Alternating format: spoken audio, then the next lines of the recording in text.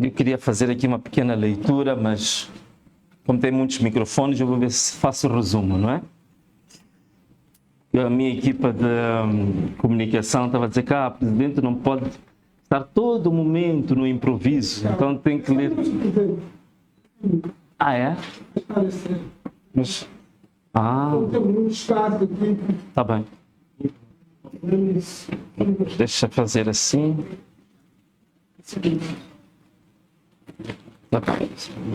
Pode ser?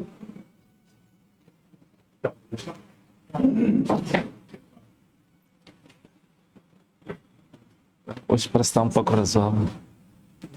Está um pouco razoável, mas bom. Daqui a pouco, quando começar a aquecer, acho que... Podemos começar? Tá bem. Perfeitamente. Bom. Caros amigos, obrigado pela vossa presença aqui. Já há muito tempo que não tínhamos uma oportunidade ou um contacto semelhante. O que é que realmente nos traz esta conversa aqui de hoje? Primeiro, vou começar por um ponto prévio. Sei que deve ser a maior preocupação de muitos. Penso que ontem ou hoje, provavelmente ainda hoje, ok. Provavelmente ainda hoje tenham visto, ou esta manhã, o Jornal de Notícias publicou, digamos, uma informação de que eu seria ouvido pela PGR da cidade de Maputo, não é? Na verdade, sim, é PGR, a Cernic, mas agora como a Cernic já está integrada na Procuradoria, então genericamente, a gente fala da Procuradoria. Primeiro, queria dizer-vos que é verdadeiro, eu fui notificado por esse efeito, mas acho que é preciso colocar os pontos nos is. E vou aproveitar e responder a uma pergunta que acho que faz mais de um mês, que tem gerado muito debate nas redes sociais sobre imunidade e que tem gerado posicionamentos, às vezes, muito equivocados.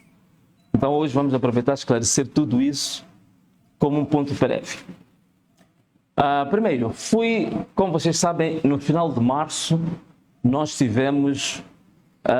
houve uma sessão do Conselho de Estado que não foi comunicado à imprensa, mas fazia parte da agenda do Conselho de Estado, que era uma decisão ou posicionamento do Conselho de Estado relativamente a um pedido da Procuradoria da cidade de Maputo, que era para o Venâncio Mondlane ser ouvido num processo que está em curso, que vocês conhecem, do assassinato do advogado do povo Elvino Dias. E o que acontece é que a Lei Orgânica do Conselho de Estado, no seu artigo 16, diz que o membro do Conselho de Estado não pode ser ouvido como testemunha, como declarante ou como perito numa intervenção judicial sem autorização do Conselho de Estado. Espero que isto elimine todas as dúvidas. O que acontece não tem nada a ver com a retirada de imunidade, tem a ver com um procedimento da Lei Orgânica do Conselho de Estado em que os membros deste órgão, para serem ouvidos num processo judicial, deve haver uma autorização prévia para eles serem ouvidos. Só isso. Não é retirada de imunidade. A retirada de imunidade, na Lei Orgânica do Conselho de Estado, está no artigo 15 e que tem vários itens. O que estou a dizer está no artigo 16, que tem a ver com intervenção em processo judicial. Portanto, fica claro para toda a gente hoje que não pode haver mais dúvidas. Não houve nenhuma retirada de imunidade, houve apenas uma autorização para ser declarante num processo que está em curso na Procuradoria, que tem a ver com o assassinato de Elvino Dias. Apenas isso. E fica claro agora, penso que não vai gerar mais confusões em relação a isso. Bom, agora, o que eu queria partilhar convosco ainda em relação a essa matéria é que estou um pouco desiludido. Estou um pouco desiludido com a justiça ou o nível de podridão em que a justiça moçambicana alcançou. No dia 24 de março, espero não me estar errada a data, mas foi no final de março, o Conselho de Estado, quando convocou os seus membros para aquela sessão, tinha colocado uma nota na convocatória, e penso que hoje vou partilhar isso, eu não tinha partilhado na minha página, mas vou dizer à minha equipa para partilhar na minha página, tinha colocado uma nota na convocatória que era um assunto confidencial. E tem lá um carimbo do próprio Conselho de Estado a dizer que a agenda era confidencial. O que isso quer dizer? Que os membros do Conselho de Estado não deveriam partilhar com a imprensa ou nas redes sociais aquela agenda daquela sessão. Isso nós cumprimos. É por isso que eu próprio, algumas pessoas ficaram um pouco interrogadas quando me viram no Conselho de Estado, sem que habitualmente, como tenho feito, informasse aos seguidores. Mas estava a ter uma posição de lealdade em relação ao pedido que foi feito de tornar aquela agenda confidencial. Por isso, eu limitei, naturalmente, também a cumprir e ser leal. Infelizmente, quando chegamos àquela sessão do Conselho de Estado, já estava lá montada a imprensa oficial, e a imprensa oficial estava a acompanhar exatamente todos os pontos da agenda. Primeiro ponto de falta de lealdade, de falta de seriedade das pessoas que nos mandaram convite. Esse é o primeiro ponto. Segundo, negociamos para ser ouvido hoje em declarações relativamente ao processo de Elvino Dias, e a Procuradoria da cidade também nos pediu, olha, para não haver uma situação que possa, até certo ponto, criar algum rebuliço à volta da Procuradoria, pediram-nos que nós não anunciássemos nas nossas páginas que hoje eu seria ouvido na Procuradoria. Na boa fé, de fato, evitei publicar a notificação. Só que é a mesma Procuradoria que depois passa esta informação para o Jornal Notícias. O Jornal Notícias passou esta notícia em público. E eu hoje partilhei com a procuradora que estava lá, não vou aqui dizer o nome, a procuradora e os inspetores, eu partilhei com eles o meu desalento, o meu desapontamento. Então, os assessores do Conselho de Ministros aqui, eu acho que, no mínimo, devem levar um puxão de orelhas. Este é o primeiro ponto. Segundo ponto é que, dentro das competências exclusivas da Assembleia da República, é onde este tipo de direitos é tratado. Não é o Conselho de Ministros que deve tratar, nem o Presidente da República, que deve, de forma nenhuma, propor normas ou aprovar normas que têm a ver com direitos e deveres dos chefes de Estado ou dos antigos chefes de Estado. Esta é matéria exclusiva da Assembleia da República, por duas razões. A primeira é que a lei que sustenta, quando nós sempre estamos a fazer uma regulamentação, significa que nós estamos a dizer que já existe uma lei. E o regulamento o que vem fazer? Ele vem mostrar os procedimentos de como alguns direitos já descritos na lei podem ser alcançados. Mas a regulamentação não pode ir para além dos limites estabelecidos pela lei. E neste decreto do Conselho de Ministros introduzem-se novos direitos. Criam-se novos direitos. Logo, o Conselho de Ministros está usurpando competências que são exclusivas da Assembleia da República.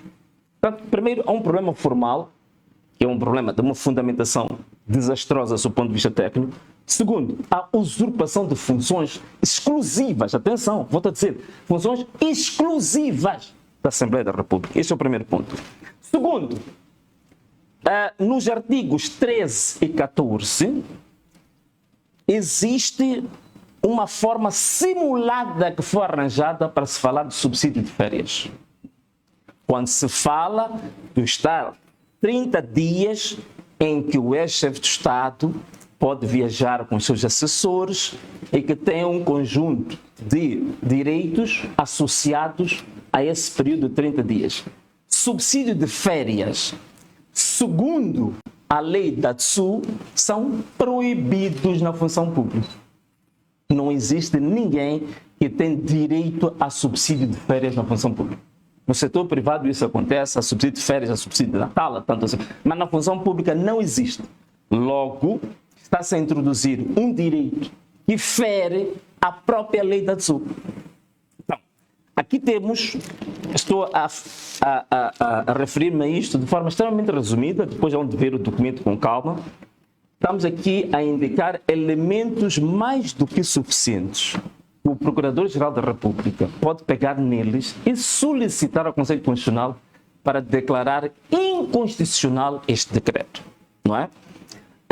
E então, este é o pedido que nós submetemos, que vou de forma muito rápida ler o pedido que a gente submete ao Procurador, que é requerer também a Vossa Excelência que solicite a apreciação da inconstitucionalidade e ilegalidade do Decreto 6/2026, de 23 de março, por violação do número 1 do artigo 178 da Constituição da República e do artigo 14 da Lei da TSU, uma vez que o antigo Presidente da República não pode ser equiparado ao Presidente da República em exercício. Portanto, isto é genericamente o que nós fazemos como pedido. Agora, existe um terceiro elemento. Portanto, isto nós submetemos ao Procurador, submetemos também ao Provedor de Justiça. Portanto, o Provedor de Justiça pode fazer esse pedido, o Procurador também pode fazer. Mas há um elemento extremamente importante que só submetemos à Procuradoria, o terceiro documento, que é o documento extremamente importante, interessante, que é o pedido de intimação ao Sr. Presidente da República para divulgação da tabela privativa de ajudas de custos nos termos dos artigos 13 e 14 do número 9 de 2026, de 27 de março. Quer dizer o que é isto? Este decreto que foi dado aqui a conhecer fala de ajudas de custo, mas não nos remete para uma tabela em específico onde essas ajudas de custo são definidas. Portanto, existem ajudas de custo fantasmas, secretas, que não constam de nenhum desses documentos. E uma questão da transparência na função pública é fundamental. Então, nós solicitamos ao Procurador que faça esta intimação ao próprio Presidente da República para apresentar qual é essa tabela onde eles vão basear para definir estas ajudas de custo. Só para não ficarem muito baralhados, deixa-me só ler o que diz o artigo 13 e 14, só para vocês perceberem do que estamos aqui a falar. O artigo 13 diz o seguinte, diz no seu número 2, o artigo 13 fala de viagens. No número 3 diz assim, os encargos da viagem do Presidente da República após a cessação de funções são definidos nos termos equivalentes ao quantitativo das ajudas de custo da tabela aplicada ao Presidente da República em exercício. Qual é essa tabela? Essa tabela não é conhecida. Essa tabela é algo secreto, é algo oculto. Não deve apresentar essa tabela. Para terminar, o salário de referência na função pública, no âmbito da lei da TSU, é o salário do Presidente da República. Se o antigo Presidente da República tem o mesmo salário de referência que o Presidente da República em exercício, então violou-se automaticamente a lei da TSU. Você está a dizer que o salário do Presidente da República deixa de ser salário de referência. Que o salário do ex-presidente também é salário de referência. Não pode, isso é uma violação da lei da TSU. Então, temos aqui vários elementos para dizer que pode-se decretar claramente inconstitucional aqueles decretos. Isto para também complementar o esforço feito por muitos jornalistas, muitos influenciadores, muitos juristas que já tocaram outros aspectos, como eu disse, éticos, morais, econômicos, financeiros. Era importante também esta componente legal e também de nós interpelarmos as instituições que têm, de fato, poder concreto de parar com isto. Uma coisa é nós fazermos comentários peregrinos, não é? Nas nossas redes sociais. Outra coisa é nós acionarmos instrumentos que podem, em concreto, transformar a situação. Então, é este exercício que nós fizemos. Tem 3 documentos submetidos, um para a Procuradoria, outro para o Provedor, para a declaração de inconstitucionalidade e ilegalidade destes 2 decretos, e também um pedido à Procuradoria para intimar ou notificar o Presidente da República para mostrar a tal tabela oculta dos ajudas de custo que ninguém conhece, não é? Portanto, isto é extremamente importante. Agora, um comentário, talvez, se me permitirem, genérico, não propriamente um comentário legal, mas um comentário político sobre isto. Queria só dizer o seguinte: primeiro, nós estivemos aqui a fazer a contagem só dos direitos que tem a ver, tudo o que tem a ver com valores monetários ou então questões materiais. Temos 1, 2, 3, 4, 5, 6, 7 direitos que estão estipulados lá. Desde a habitação de luxo, a proteção permanente da Casa Militar. Você já não é presidente, mas tem proteção permanente da Casa Militar. As chamadas 8 viaturas renováveis em cada 5 anos. Tem um seguro de saúde privado. Tem assessores até quando viaja. Portanto, vai dar uma volta às Bahamas, vai dar uma volta às Maurícias. Também carrega os seus assessores também para irem consigo ir nadar nas piscinas. Tem também aqui um subsídio de férias, falado de 30 dias, que é disfarçado de ajuda do custo. E tem também a famosa tabela secreta do Presidente da República em exercício, que nunca foi divulgada ao povo.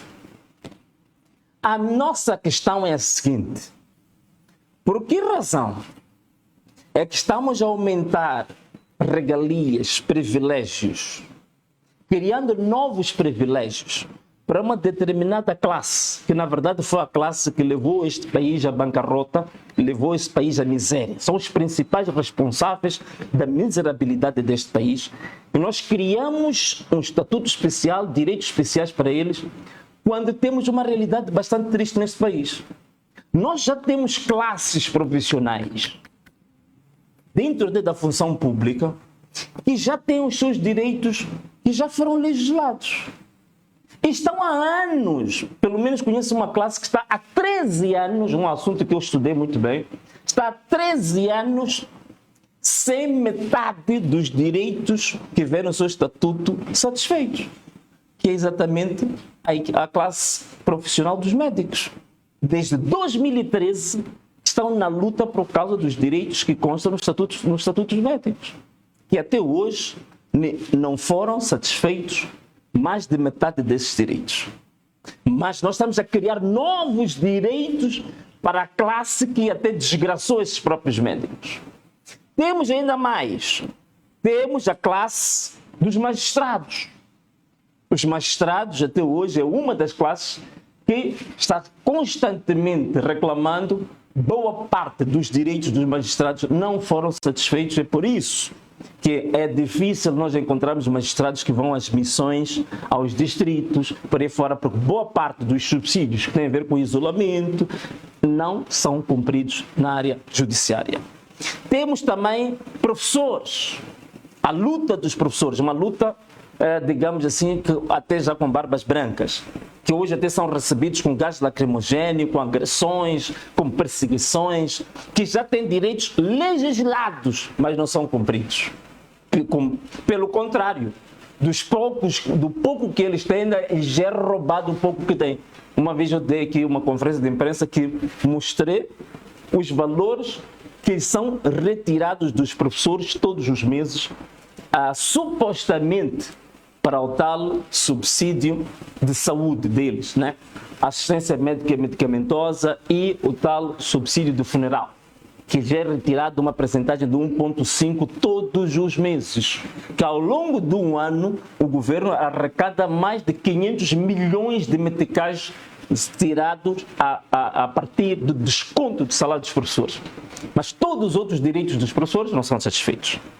Para além dos professores, os funcionários públicos no geral, Os militares, como vocês sabem, muitos deles até estão no teatro de guerra, nem ração do combate têm, não têm equipamentos, não têm munições, estão totalmente entregues à sua sorte. Os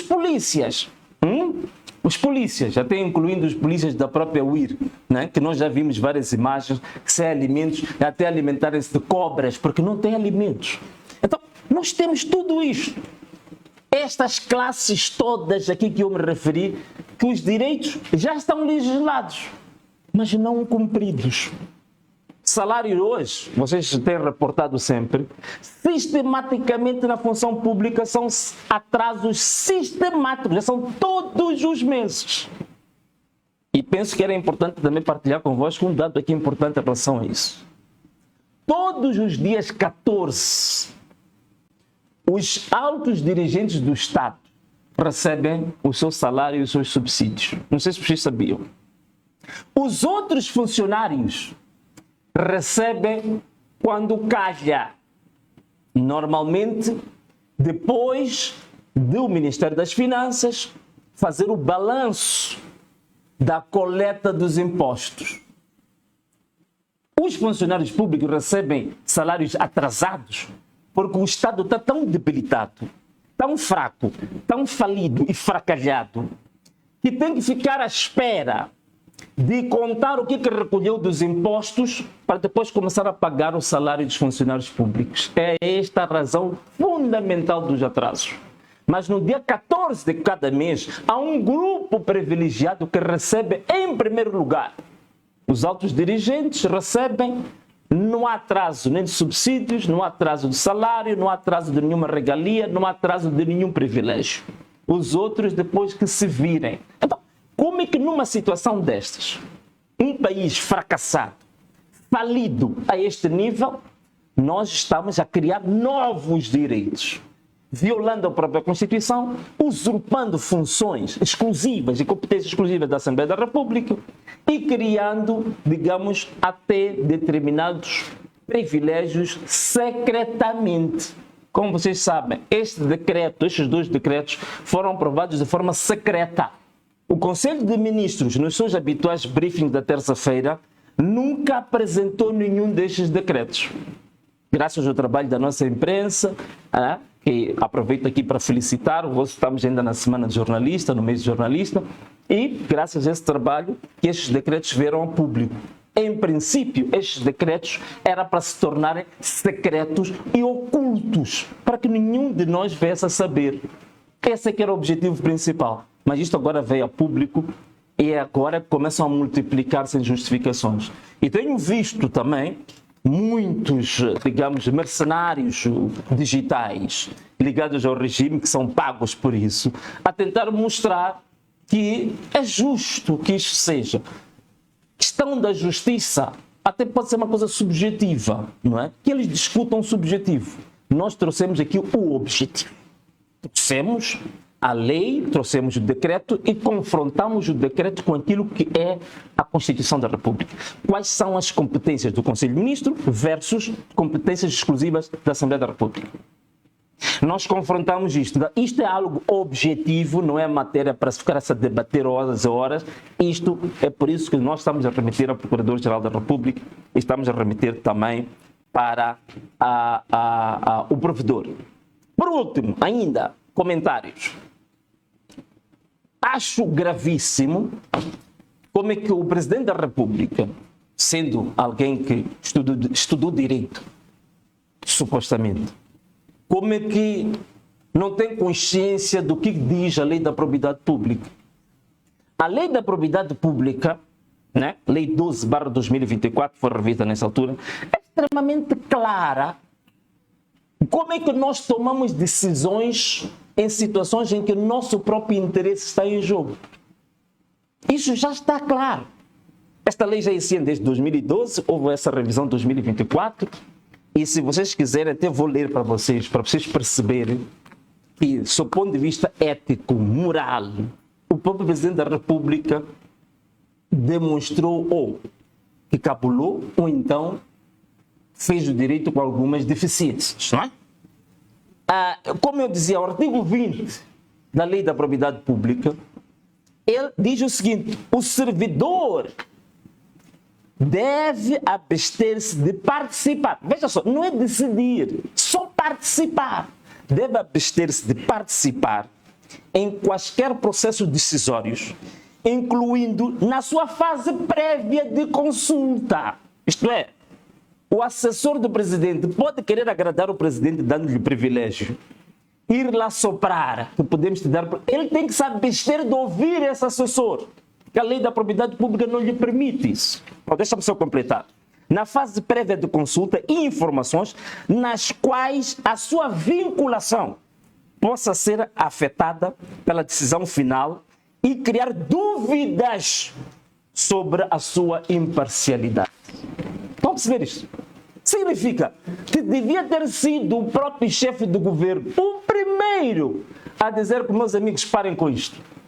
Isto é impróprio, isto é antiético, isto é imoral, não se pode fazer isto. Só por esta base ele devia ter travado todos os assessores escovistas e lambibotistas que existem e que lhe levaram a correr para isto. Outro dado só para fechar.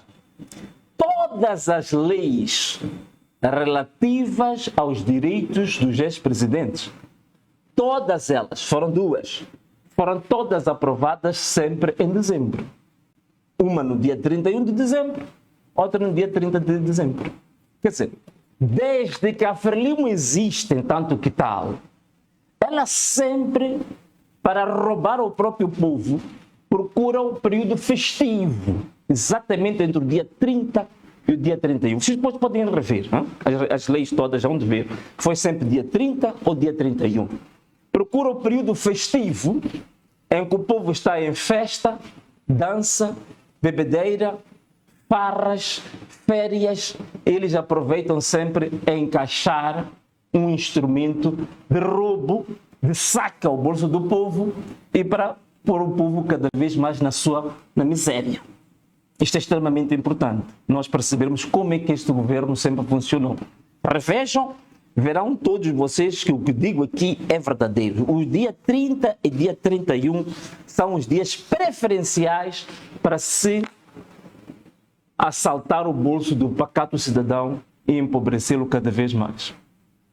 Fechando este tema, posso fazer aqui uma ponte, né, com a questão da pobreza, não é verdade? Porque nós estamos a falar de direitos, estamos a falar de privilégios que devem sair de onde? Devem sair do erário público, devem sair do tesouro público. E nós sabemos claramente que o último relatório do Banco Mundial disse que Moçambique é neste momento o segundo país mais pobre do mundo. E eu ouvi porta-voz do governo e alguns mercenários digitais e alguma fauna acompanhante na mesma onda a dizer que o Banco Mundial não fez um bom cálculo da pobreza, ou então os critérios que utilizou são diferentes dos nossos. A minha pergunta é: qual é o critério original que o governo de Moçambique já usou para medir a pobreza? Se não exatamente os mesmos critérios definidos pelo Banco Mundial. Ouviu o porta-voz do governo a dizer que não se mediu a pobreza multidimensional. Quem que criou esse conceito de pobreza multidimensional? De onde é que veio? Veio do Banco Mundial. Onde é que eles já alguma vez tiveram uma ideia genuína de se fazer um cálculo sobre a pobreza? Sempre foram esses. Mas mesmo que não queiram isso, eu vou lhes confrontar com documentos produzidos pelas instituições públicas. Peço para todos vocês consultarem os últimos inquéritos dos orçamentos familiares, produzidos pelo Instituto Nacional de Estatística. Vocês vão ver o que está a acontecer com este povo. Como é que está a degradar primeiro, como é que está a degradar o rendimento médio do moçambicano e como é que estão a degradar os indicadores sociais mais básicos dos moçambicanos. E já lá tinham indicadores, já estava mais do que claro que a situação do Moçambique estava a deteriorar-se gravemente em relação a todos os nossos países vizinhos. Só para vos dar um dado muito simples e rápido, o último inquérito que eu fui visitar ainda esta noite, de 2022, inquérito do orçamento familiares, dos cerca de 7 milhões de agregados familiares que Moçambique tem, o rendimento, a despesa média mensal de cada família, de cada agregado do moçambicano é de cerca de 8 mil meticais. E vocês sabem muito bem que a maior parte das nossas famílias, elas têm 5, 6, 7 filhos. Bem, hoje a juventude é que está com a mania de só ter um filho, alguns até preferem não ter filhos, criarem cães ou outra coisa assim. Mas a média da família moçambicana anda por aí. 5 pessoas, 8 pessoas, sobretudo nas zonas rurais, onde a questão da pobreza é muito mais grave. Então, este relatório é o relatório do próprio Instituto Nacional de Estatísticas, não é inventado pelo Banco Mundial. Temos aqui 8 mil meticais por mês. Significa que cada elemento da família vive durante o mês com 1000 meticais. Divida isto por 30 dias. Então, está aí mais do que claro. Menos de $2 por dia. Esta que é a realidade. Então, compara esta despesa média em Moçambique, compara com Malawi, compara com Eswatini, compara com a África do Sul, compara com Quênia, compara com a Etiópia, para saber se é justo ou injusto ter sido colocado Moçambique como o segundo país mais pobre do mundo. Quando nós temos a tal chamada pobreza multidimensional que eles falam, que basicamente mede 3 fatores, que é o fator, primeiro, da saúde, segundo, da educação, terceiro, da habitação. Os 3 elementos, saúde, educação, habitação, em Moçambique está a deteriorar-se gravemente. Peguem só os últimos relatórios do Instituto Nacional de Estatística sobre indicadores de saúde, sobre os padrões de habitação, vão ver que Moçambique está gravíssimo. E para além disso, é também a desigualdade que aumentou. A desigualdade que aumentou. Hoje, a incidência da pobreza rural hoje está a 70%. A incidência da pobreza urbana está a cerca de 60%. Os pobres hoje não estão nas zonas rurais. Dentro das cidades estão a crescer o número de pobres. E digo o número de miseráveis. E tirando números, cada um de nós aqui tem olhos para ver, tem ouvidos para ouvir. E tem cabeça para raciocinar. O que nós temos hoje? Só o sistema de saúde que nós temos. Se quisermos, senhores jornalistas, vamos dar uma volta aqui ao posto de saúde 1º de maio. Acho que é o mais próximo, que está aqui, público. Lá, se algum de vocês tiver um azar aqui ao sair ali, tropeçar, e que a gente quiser pôr gesso, fora ao centro de saúde 1º de maio, vão colocar um papelão. E talvez com alguns elásticos. Não temos gesso, não temos algodão. Chegamos ao caso mais grave de algálias. Algálias têm que ser usadas por uma pessoa exclusiva. Usar para minha irmã jornalista ali, usar para mim e depois usar aqui para o meu assistente. Algálias. Luvas cirúrgicas estão sendo usadas para um doente e depois usar para o outro. Não temos algodão, material cirúrgico não se fala. Hoje, para fazermos a radiografia, hoje não se fala disso. Praticamente os nossos hospitais públicos hoje, eles ficaram apenas como instituições físicas, mas em termos de funcionalidade, serviço público, estão esvaziados, não há absolutamente nada. Hoje, nós encontramos durante as cheias uma criança que foi queimada nas costas, queimadura nas costas, passou pelo centro de saúde da Matola Sede, não havia absolutamente nada para colocar na criança. Ao Hospital Provincial de Maputo, ao Hospital Central de Maputo, não teve tratamento porque não havia nada para dar àquela criança. Tivemos que pegar nela, ir às farmácias privadas para comprar, digamos, medicamentos, algodão, pinças e outras coisas, e pedimos uma médica, digamos, para fazer um tratamento em particular a essa senhora. Então, meus amigos, nós estamos num país que tem uma degradação total. A única fonte que mantém os moçambicanos vivos hoje, eu vos garanto, não é um Serviço Nacional de Saúde. Eu digo claramente, é apenas a misericórdia de Deus que permite o moçambicano estar de pé hoje. Porque de outra forma, meus amigos, teria acontecido um genocídio total e completo neste país. E como vocês sabem, todos estes ex-presidentes que querem estas regalias todas, na primeira ocasião que sente uma pequena constipação, você há de ver ele atravessar a fronteira para ir ao país vizinho para ter tratamento. Porque ele próprio não acredita que dentro do Sistema Nacional de Saúde uma simples gripe possa ser tratada aqui. Então estão sempre. É por isso, no conjunto das regalias, vê lá viagens. Porque estão a prever que eles não vão ser tratados no Sistema Nacional de Saúde Nacional. É por isso que também tem que ir com os seus próprios assessores, porque são ex-presidentes, os seus assessores, os seus filhos, os seus netos, os seus bisnetos, as suas cunhadas, concunhadas, primas, vizinhas, amantes, para também irem ser tratados fora do país. Portanto, esta é que é a realidade, meus amigos, se me permitirem, que eu queria partilhar, também como não tínhamos tido essa oportunidade. Falei também sobre a pobreza, se me permitem, também queria falar sobre essa questão do FMI, do pagamento da dívida, e algumas pessoas a vangloriarem-se. Mas isto é muito positivo para o país. Positivo, bom, se eu ainda fosse um pouco mais novo, e se vocês me permitirem dizer aqui uma coisa que talvez não devia dizer, isto é positivo, uma ova, porque nós, em Moçambique, é preciso estudar, afinal de contas, como é que está a dívida pública de Moçambique. O FMI representa menos de 10% da dívida pública de Moçambique. E mais grave, da dívida pública que Moçambique tem, o FMI representa o extrato da dívida com a menor taxa de juros. Nós temos entre 1%, algumas vezes, taxa de juros nula com o FMI. Portanto, não era tão urgente pagar a dívida com o FMI. Primeiro era urgente, por quê? Porque o serviço da dívida não é dos mais pesados, né? É a mais barata que nós temos e é menos de 10%.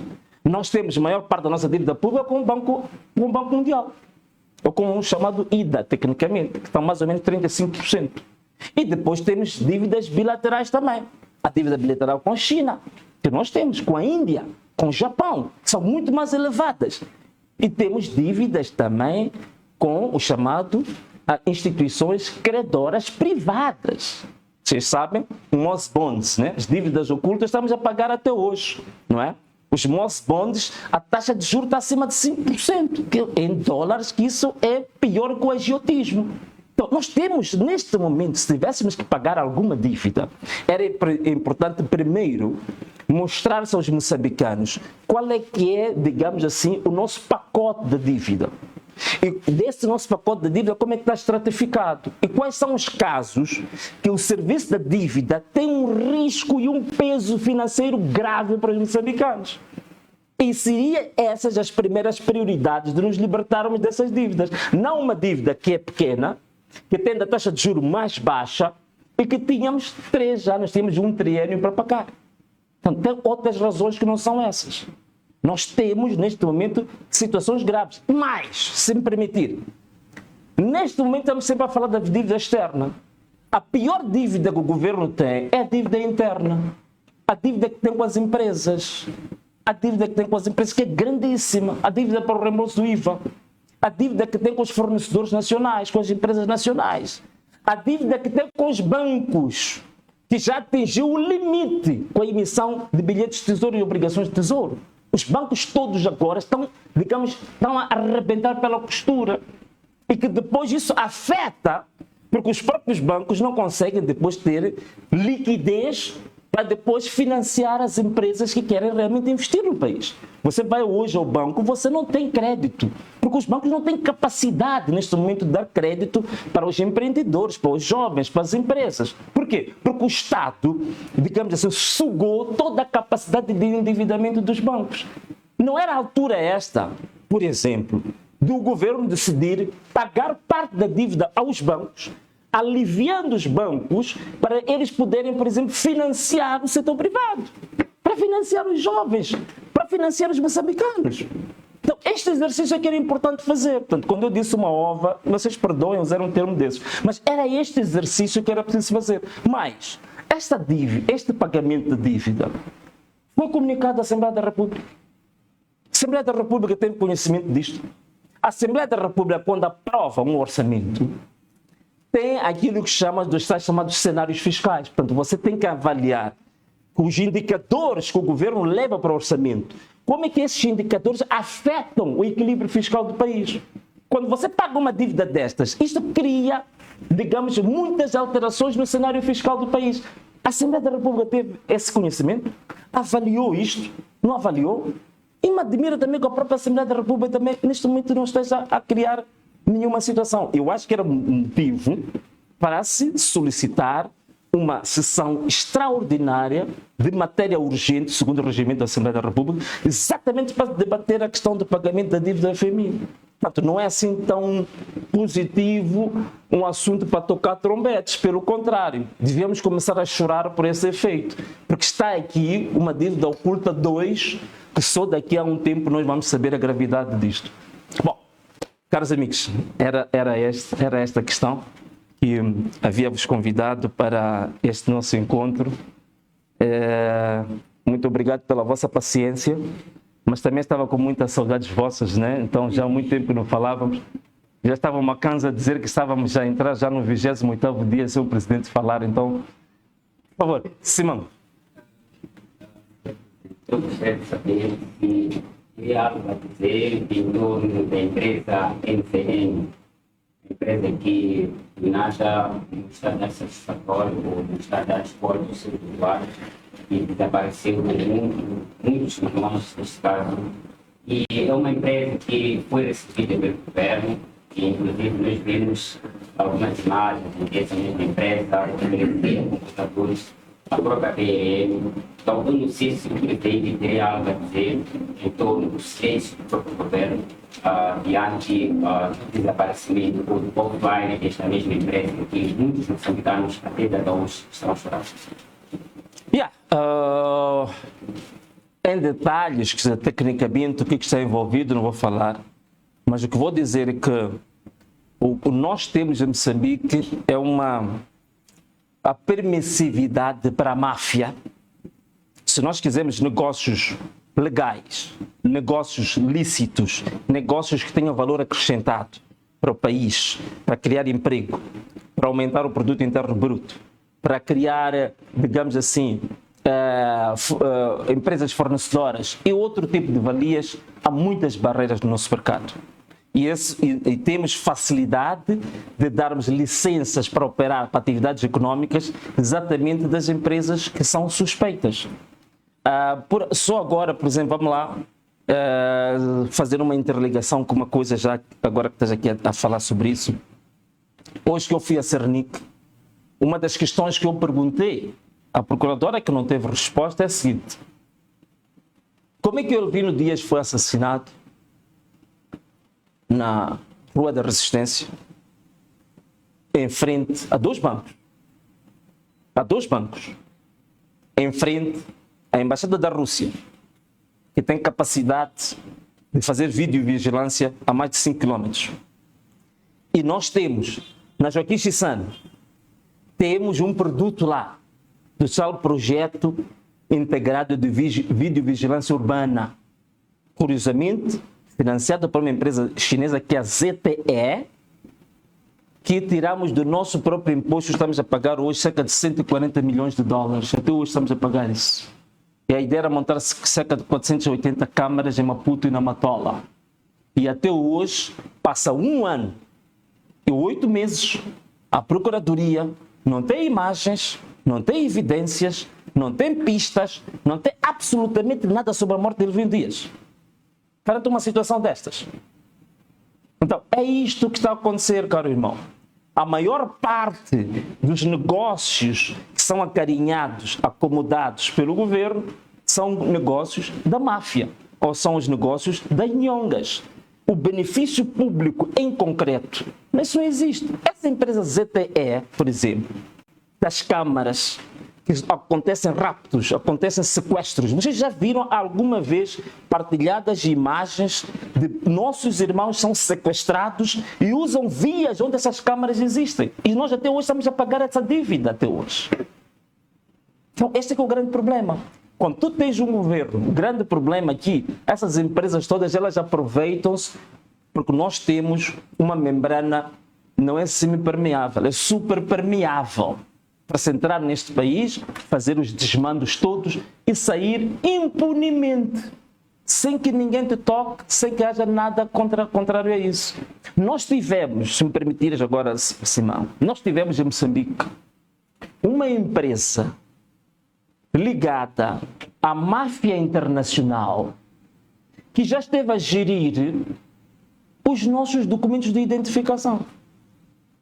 Os nossos BIs, muitos dos que estão aqui, os BIs foram emitidos pela máfia.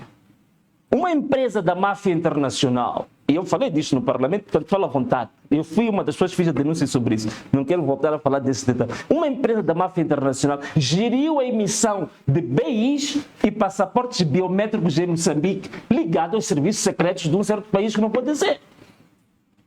Que essa empresa chegou a desligar nos aeroportos e nas fronteiras a blacklist, a lista negra das pessoas que são procuradas no mundo. Criminosos procurados no mundo sabiam que nas nossas fronteiras a blacklist estava desligada e eles podiam entrar no nosso país. Que era para acomodar a máfia internacional, os criminosos internacionais aqui dentro. E havia uma empresa que estava a gerir isso. Durante 10 anos. Para alguns de nós aqui, os nossos dados estão numa base de dados de uma máfia internacional. A qualquer momento vão ser chamados. Então, isto acontece aqui neste país. É assim como estamos a gerir este país. Estamos a gerir este país de uma maneira catastrófica e a gerir este povo como se este povo fosse um conjunto de frangos de um mês de uma determinada capoeira. Muito obrigado. Bom, portanto, aquela pergunta... A imunidade do presidente Venâncio Mondlane foi retirada. Não, essa não foi retirada, mas também há uma imunidade maior, que é essa que eu preservo mais, que é a imunidade que me é dada pelo povo moçambicano. Essa não vão tirar, nem com leis, nem com esquemas, nem rodopiando, nem dando cabalhotas, nem pinos mortais. Essa imunidade não vai ser retirada. Enquanto essa imunidade estiver comigo, a luta não para e nós continuamos para frente até as últimas consequências. Pela verdade, iremos até o fim. Muito obrigado a todos pela vossa paciência e até já.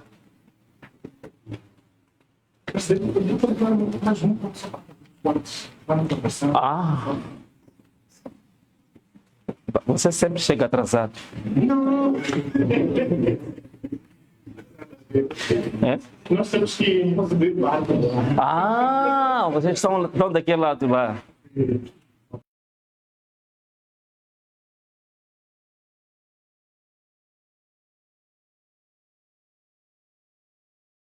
Trabalho com comentadores, apresentadores.